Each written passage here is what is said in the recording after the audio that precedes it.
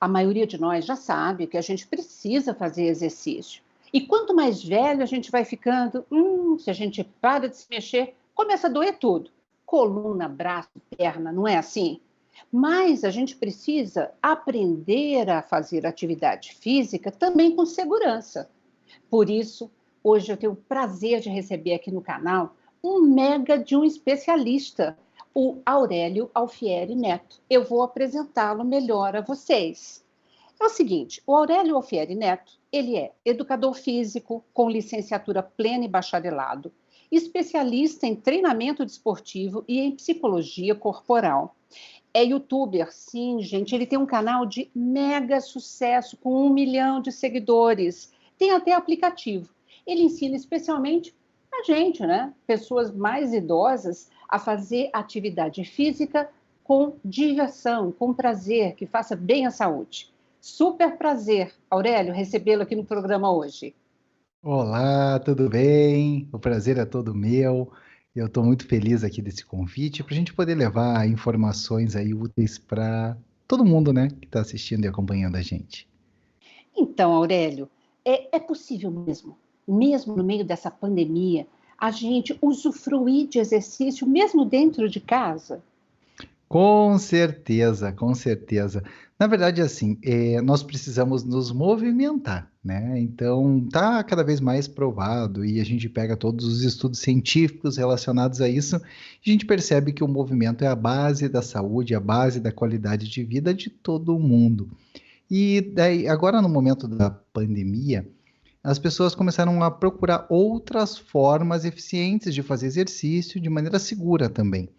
E daí várias pessoas começaram a se exercitar em casa, né? Então hoje a gente vai falar um pouquinho mais sobre isso, sobre vantagens, desvantagens e também algumas questões de segurança que a gente sempre tem que prestar atenção para ter sempre o melhor resultado possível, né? Então, uma pessoa que quer começar a partir de agora, a partir de hoje do nosso programa, a se movimentar, a fazer exercício. Qual a sua primeira orientação, a primeira dica? A primeira dica é que você tem que conhecer o seu corpo, né? Em países desenvolvidos, principalmente na Europa, é muito comum na escola a gente ter uma disciplina que se chama educação física, né? Que aqui no Brasil não é uma crítica, né? Mas é uma opção, é mais focado na iniciação esportiva. A gente aprende a jogar futebol, vôlei, basquete, né? E vários outros países, eles dão educação física, ensinam como você cuidar do seu próprio corpo fazendo exercícios, né? Não estou dizendo qual que está certo, qual que está errado, mas no nosso currículo a gente não aprende como fazer o exercício em casa, como se cuidar, né? Uhum. Então, a primeira dica é cuidar e conhecer o seu próprio corpo. Nunca fazer um exercício que vai além dos seus limites. E para encontrar os limites é muito fácil. A dor é um dos limites. Então, se você fizer exercício e sentir dor, é sinal que tem alguma coisa errada.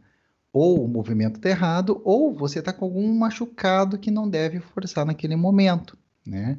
E também, se você passou aí dos 50 anos e vai fazer um exercício mais intenso, é muito interessante que consulte um médico pelo menos um ano antes, só para ver se está tudo certinho, assim, né? Mas de maneira geral, se o exercício não for de alta intensidade e você não sentir dor, pode fazer assim e sempre comece a fazer devagar, gradual.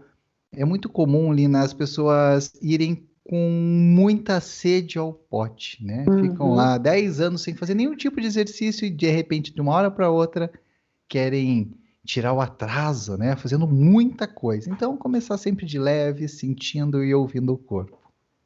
Você sabe que você já esclareceu uma dúvida que me mandaram aqui, que é super comum. Ah, eu sempre ouvi dizer que para o exercício funcionar, eu tinha que fazer bastante e sentir muita dor no mesmo dia e no dia seguinte. Ou seja, dor não é sinal de que o exercício está funcionando, muito pelo contrário, né? Muito pelo contrário. Na verdade, assim, tem uma linha que diz assim que sem dor não tem resultado, né? Uhum. E é uma linha assim que eu até brinco quando eu dava muitas aulas na academia. Tinha uma aluna que falava assim: Nossa, Aurelia, eu fiz o treino e eu não fiquei dolorida no dia seguinte.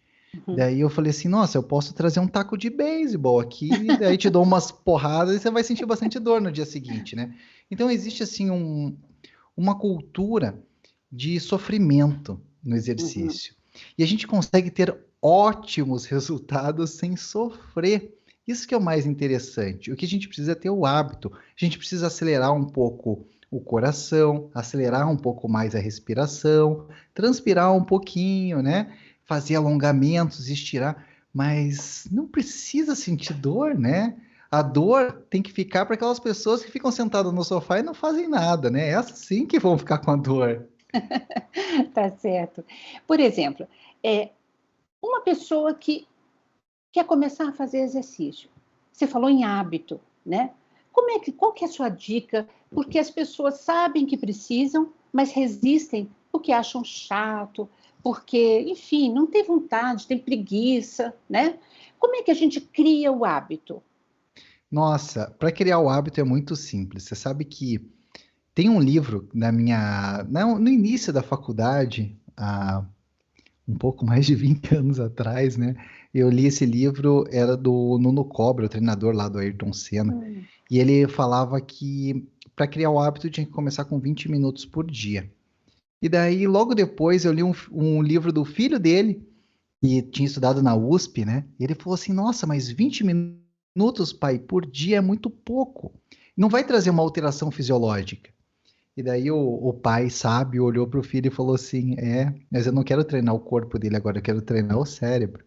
Então, Hum. 20 minutos por dia, sempre no mesmo horário, ele vai trazer mais resultado, porque vai fazer com que você crie o hábito, do que fazer meia hora, 40 minutos ou uma hora, 3 vezes por semana.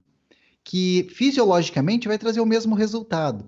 Só que quem faz 20 minutos todos os dias no mesmo horário, eles criam o hábito mais rápido do que aqueles que fazem só 3 vezes por semana por uma hora ou por 40 minutos.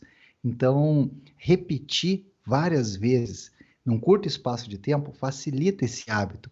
Você sabe que, é assim, ó, se eu pego uma pessoa que come pizza uma vez por semana e eu deixar ela 2 semanas sem pizza, né? Eu tirei 2 intervenções, né? Na Uhum. terceira semana, pode ser que ela ainda lembre de comer pizza naquele mesmo dia, naquele mesmo horário, porque tem o hábito. Uhum. Agora, se a pessoa coloca açúcar no café e toma cafezinho 3 ou 4 vezes ao dia, e a gente tira aquele açúcar, em uma semana, quantos cafezinhos sem açúcar ela tomou? Talvez na segunda, na terceira semana, ela já nem sinta falta mais, porque ela repetiu várias vezes aquele novo padrão. Então, quanto mais vezes a gente repetir esse padrão, mais fácil. E criar o hábito, Lina, é uma coisa muito interessante. Criar o hábito é porque tem hábitos bons e hábitos ruins, né? Uhum. Então, a pessoa fala assim, eu quero tirar esse hábito, é mais fácil você substituir por um outro hábito melhor, né? Então, é muito comum falar assim, para de tomar refrigerante. A pessoa fala assim, tá, mas eu vou tomar o quê?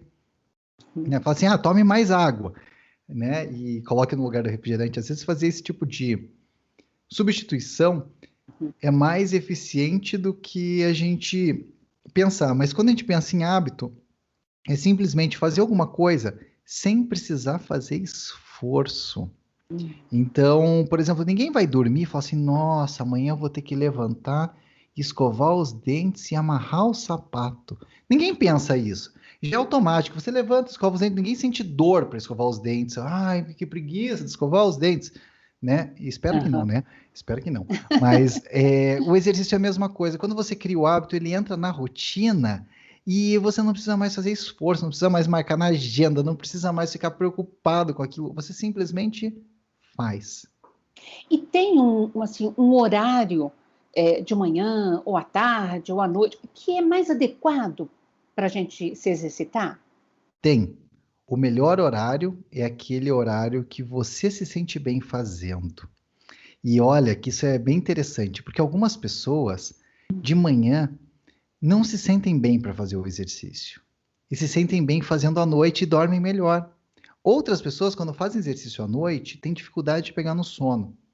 Então só tem um jeito para fazer, é experimentando. E se eu pudesse dar uma sugestão, eu falaria para começar fazendo de manhã, como sendo o primeiro compromisso do dia. Eu até uso isso comigo, eu pego assim todas as coisas que eu tenho preguiça de fazer e que eu preciso muito fazer, eu faço sempre de manhãzinha.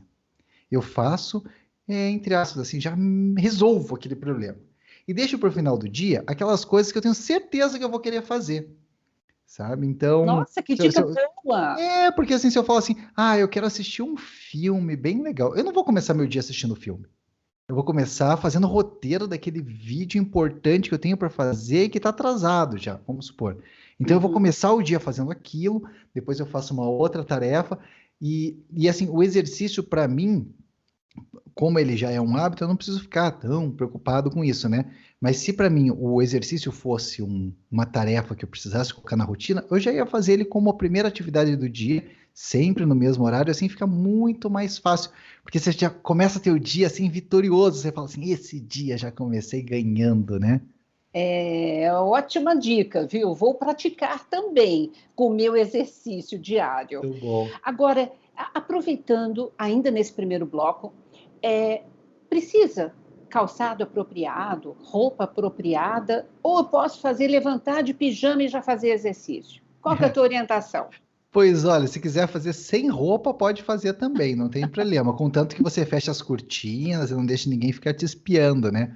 Mas o exercício, ele não precisa de uma roupa, um equipamento. É óbvio que se você for fazer corrida, você vai precisar de um tênis apropriado para corrida. Agora, para fazer uma caminhada, para fazer um exercício de alongamento em casa, você pode fazer deitado na sua cama. No canal mesmo, no meu canal do YouTube, Nina, eu tenho um dos vídeos com mais de 1 milhão de visualizações. É um vídeo de alongamento deitado na cama, para a pessoa fazer na hora que acorda. Então você alonga o corpo inteiro para depois levantar. Então dá para fazer sequências na cama, dá para fazer sequências na sala. E quando você não tem impacto, você pode fazer descalço. Eu até prefiro que faça descalço, porque a gente tem maior contato e mais movimento com o pé. Quando você coloca o tênis, o pé ele só faz um movimento, só esse. E quando você está descalço, a gente percebe que a gente tem outros movimentos dos dedos. Isso ajuda bastante também no equilíbrio, na força e também torna o exercício muito mais acessível. Nossa, que bacana! Aurélio, nós vamos para um rápido intervalo e no segundo bloco eu vou querer dicas práticas para a gente ajudar o nosso telespectador a se exercitar, tá bom? Com certeza. E você não sai daí não, portanto, a gente volta já já.